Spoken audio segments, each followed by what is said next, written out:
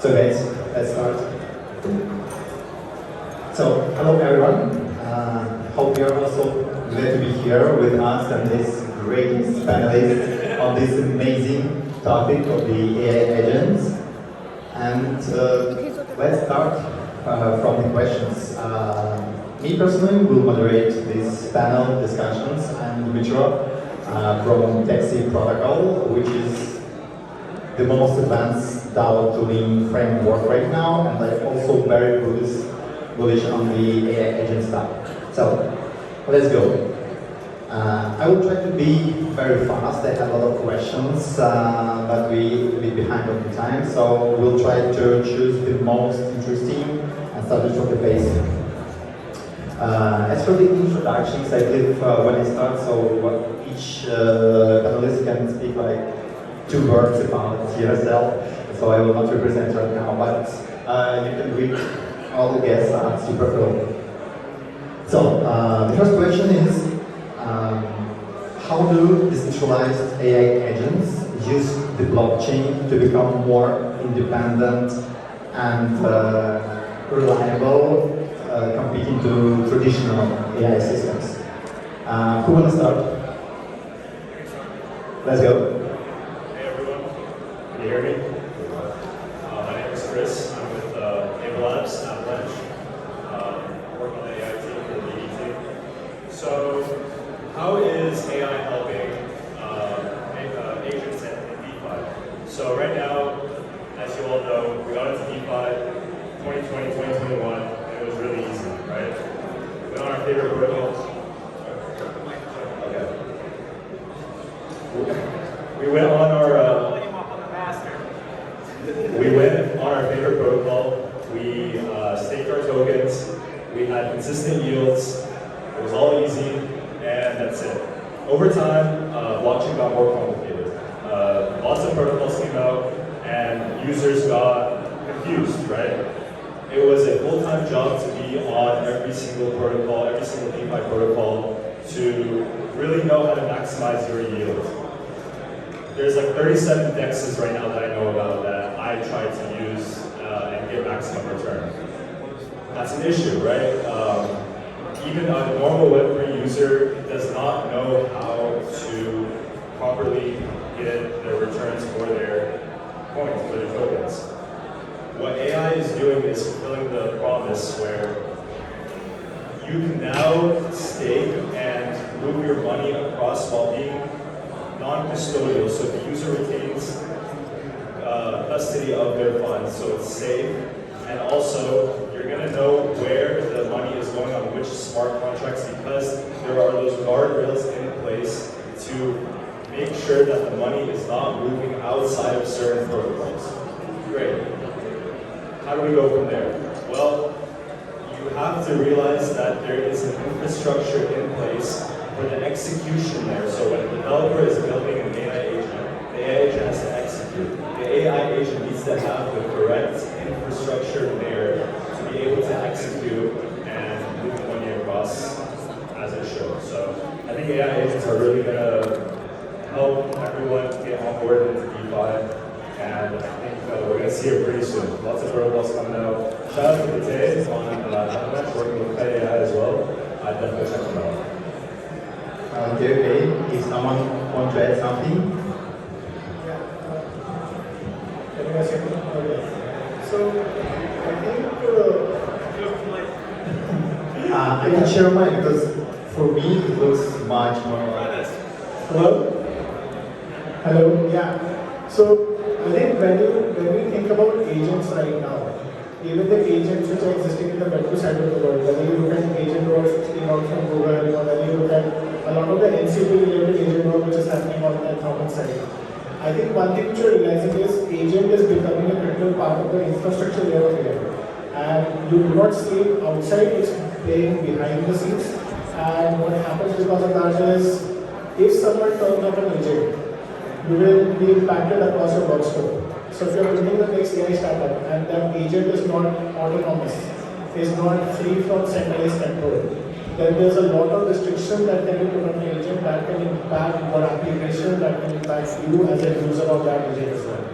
So I also feel that blockchain also is going to bring a level of decentralization to the agent work. It will also inspire a lot of creativity, which is not getting the right set of eyeballs when you think about the Web2 side of the world. And that is what I think agents also benefit from the blockchain. And they also do like a bunch of more things, like they can tokenize themselves, they can monetize themselves, they can have segmented ownership across the board. So those beautiful elements of blockchain can also play with agent works, which is really good. So, okay, that's a great point. Yeah, now I will. Okay, I will also highlight the technical side. Do you hear me? Well, I think the best one. Like this. So let's make a deep dive into the technical side. So the question is, how do decentralized compute networks handle the heavy work of training and running agents, and why are they better than centralized solutions? How do they handle what? Yeah. How do they handle the heavy work of training? Heavy work of training, so like training, mastery, and so on, and to run the AI agents, and why they are better than centralized solutions. Jim, let's go. In the vast majority of the cases, they aren't. Great point. Please explain. So first and foremost, the AI community is working on decentralized training for all of the obvious reasons. You only have so much you put in a data center, you run out of actual power, which is, by the way, why AI is probably going to lobby against Bitcoin and other proof of work. Bitcoin uses too much power for, not a lot of transactions, and, that'll be an issue. But for the times when you need to provide proof of where the data came from, that it's actually, this is the data I used for sure, this is where it happened, and you know exactly that the model didn't reach out. By combining blockchain and TEEs, which is trusted execution environments, this is something that only happened about 8 months ago inside of Gen 5 H100s and some of the H200s. When you combine the two of those, you are able to explicitly declare the provenance of an AI model and make sure, the Wall Street Journal or some other organization doesn't sue you because, it's exactly where you said it came from. So, when it comes to like some of these DePIN, like GPU, personal GPU things, the amount of data context switch out is just way too high. Like you can't shuffle in that kind of data and really make something meaningful happen. You could get away with doing some interesting things, but for the vast majority of purposes, it is not economically efficient to do so, even after the DeepSeek paper. If someone wants to disagree, yeah, so I can respectfully disagree on that. You can disrespectfully disagree too. Yeah, so we at IO recently actually onboarded the biggest movie house in India, and they brought their data onto our platform for training purposes. I think whenever you visualize training, so there are two components to that. One is train the model, which does not have to happen real time. It can happen in any GPU. Yeah. So one is training the model, which can happen anywhere globally at low cost because it does not require regular interaction with your side.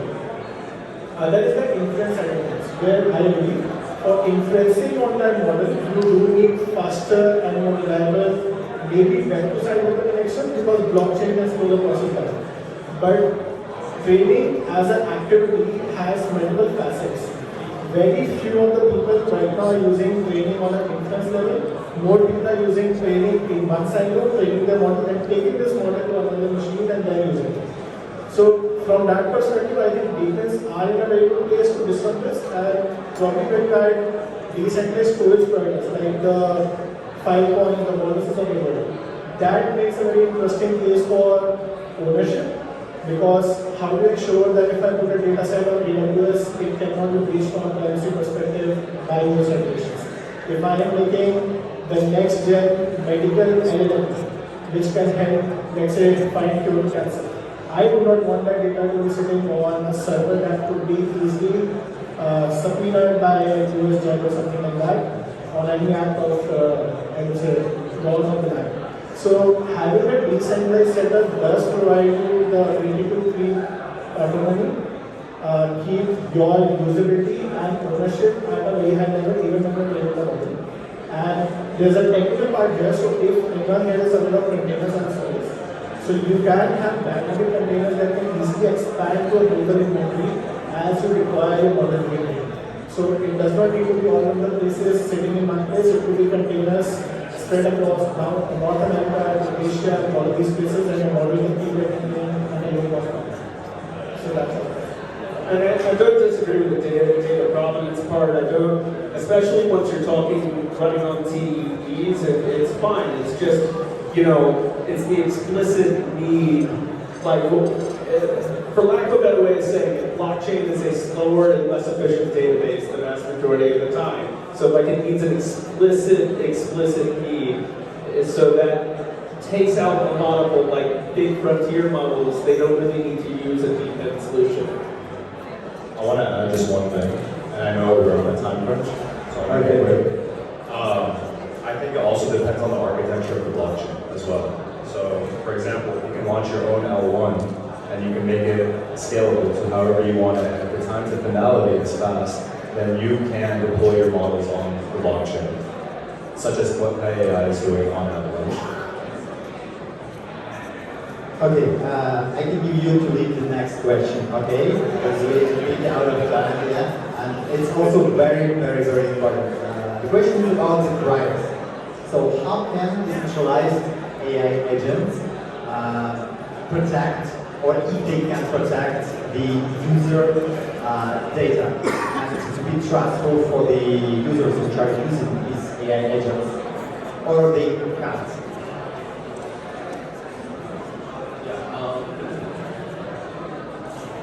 But before answering that, I probably need to quickly introduce myself and what we're doing. That's why I justified why I'm doing this. So this is Jim. I'm the co-founder and CTO of GAIB. But we focus more on the financial side. So let me answer that question. So I think yes, it depends on how you see the question.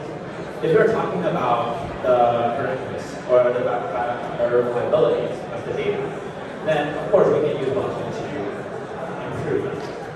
But if we're talking about like optimize the efficiency, like also depending on the use case, it's not a trend, as they say. Probably they can optimize for certain point of view and angle on inferences. That's what is that. So I think the benefits, it actually goes back to the original question, how the blockchain benefits decentralized AI, right? So in my honest opinion, they could also, every statement are all reasoned because they see the question from different perspectives. I would also like to reflect back to what we're doing. So I think no matter how reasonable your statement is to justify the optimization and the truth, but I think the core part is that you don't need to focus on the decentralization, or not only just focusing on the decentralization part, because the core essence of blockchain is on the finance, right? So we have 5 things. So what we're doing is actually 5 things. So let's say you have a user decentralized AI and have a framework and you optimize it, but the core essence is how you generate the revenue or generate income on top of that. So what we're doing is tokenize the revenue stream generated in the AI industry. Not only just we tokenize the revenue stream generated by AI agents and also AI data centers, because that's the core hardware that actually generates the revenue. We make it a yield-bearing token for people to directly code it and invest in it. So answering back to the original question, I think that in short is yes and no. It could help on the data correctness. It is like if the data is like stored on chain already, but it's off chain, they definitely need an hour. So you can do that. Okay, I'm trying to speed up because I have 2-3 more very interesting questions. This question will be to Anling. Yes, so what do you want to answer about the governance for incentives?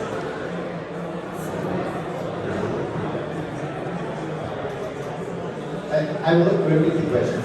Let's start from the incentive side. So, yeah, I will ask just a second. Are you okay right now? So, the question is how can token models create real incentives for building and using decentralized AI agents? So for us, this is actually like our biggest advantage of building like Web3 AI, the Web2 AI, right? So what PIN AI is building, the personal AI intelligence, which what that means is like we connect users' private data, so like AI agent can build personalized AI on top of us, right? This cannot be achieved in Web2, right? Like Apple Intelligence have been building for over a decade, but it sucks because they don't have users' consent for their data, right? But for crypto, we can actually achieve that by token incentives. And so with PIN AI, we connect users' data. You submit your data for tokens, and then with what we're building, the God model, which is the guardian of data. Users can, the model will treat users' data, and then gives better, accuracy of the AI. So that actually creates the flywheels, right? Users, they give the data for token, and then they're also paying the token for the personal AI service they have. And then the operators get rewarded by like providing the service or infrastructure, and then the AI agent builders actually get rewarded by providing the service. So this actually, create like a closed ecosystem that actually works. And I think this is the way that we might have a chance to actually take like Web2, like personal AI, where we started with Web3. Okay. Want to ask one more question to Jay. This is about the governance. This is very close to me. For instance, we are building the DAO framework and trying to implement the AI agents, testing it like as a delegate, and the most important thing on which rules and which component should be delegated to AI agents. To make them safety and trustable, not to make fair, not to make not right decisions. This is what we are fighting against right now. Tell me your thoughts.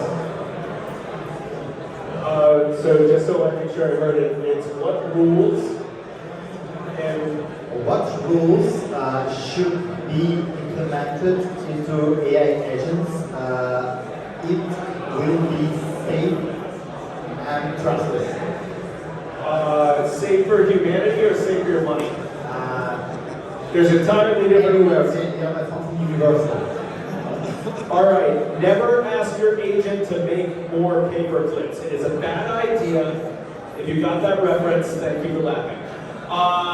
Okay, so you got it. For everyone else, you probably care about your money first and foremost.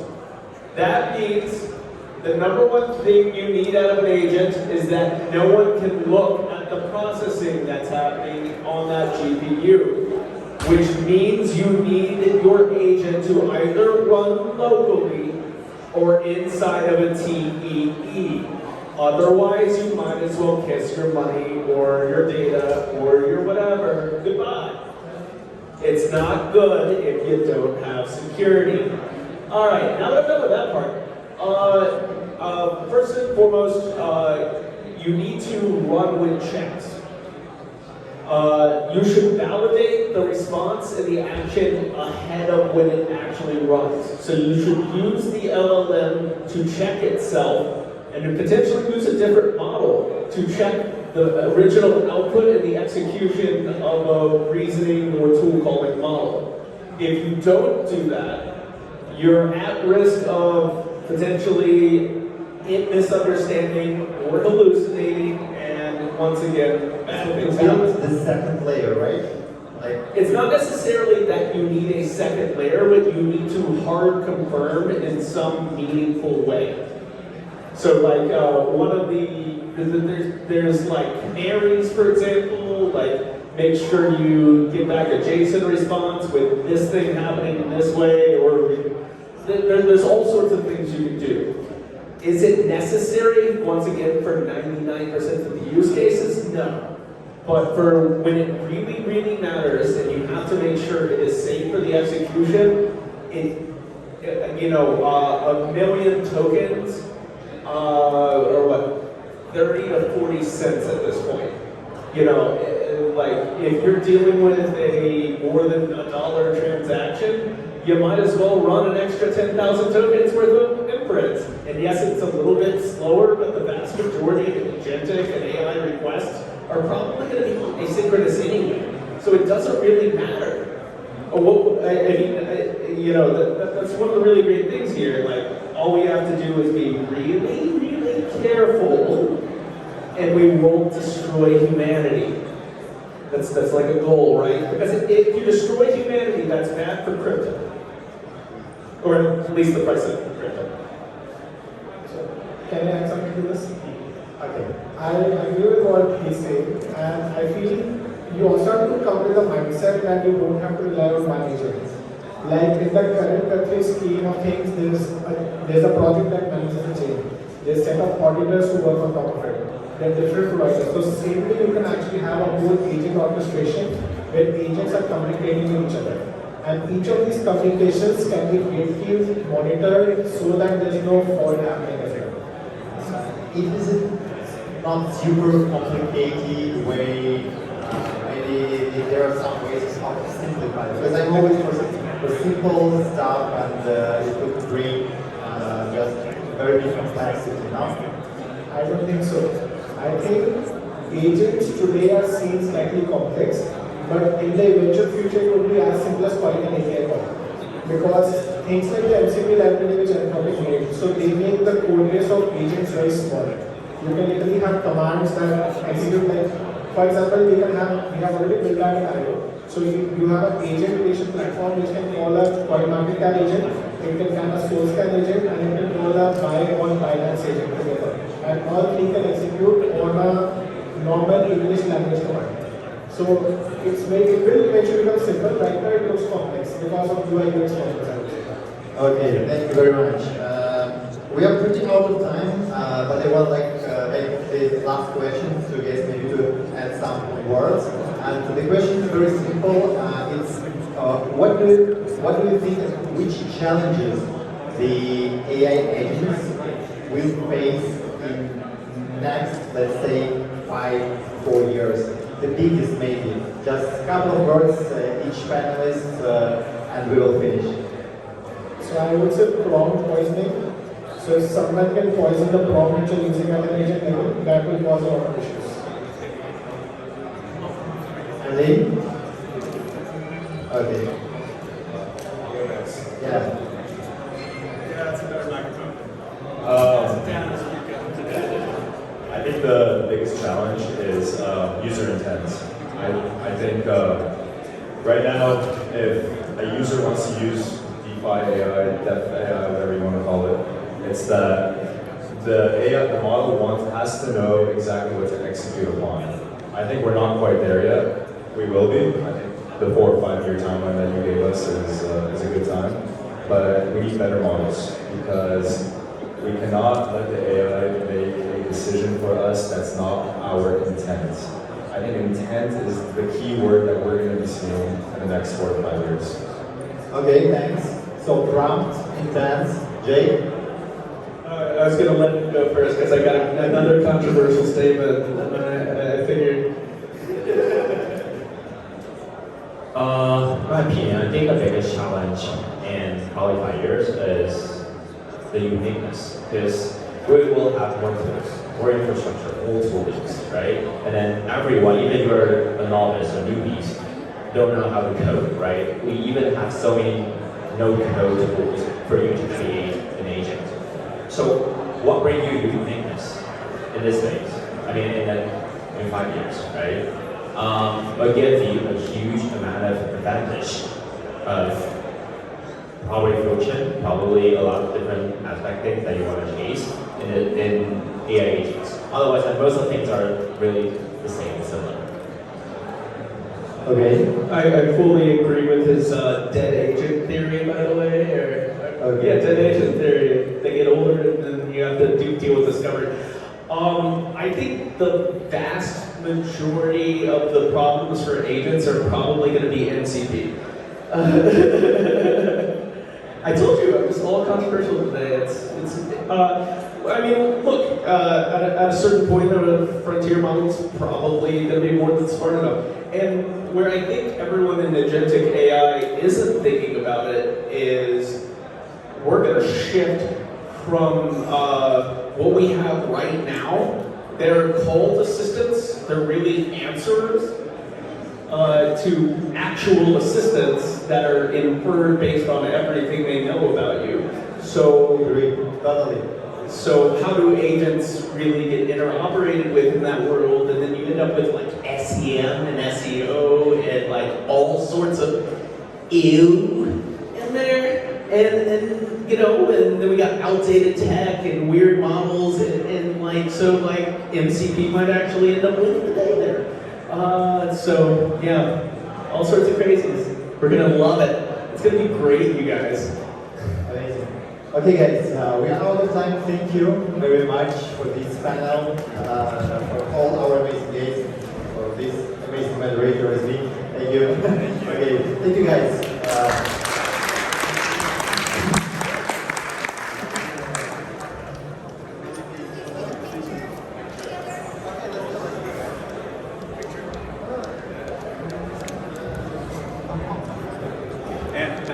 Okay, ready? 3, 2, 1, smile. Okay, photo.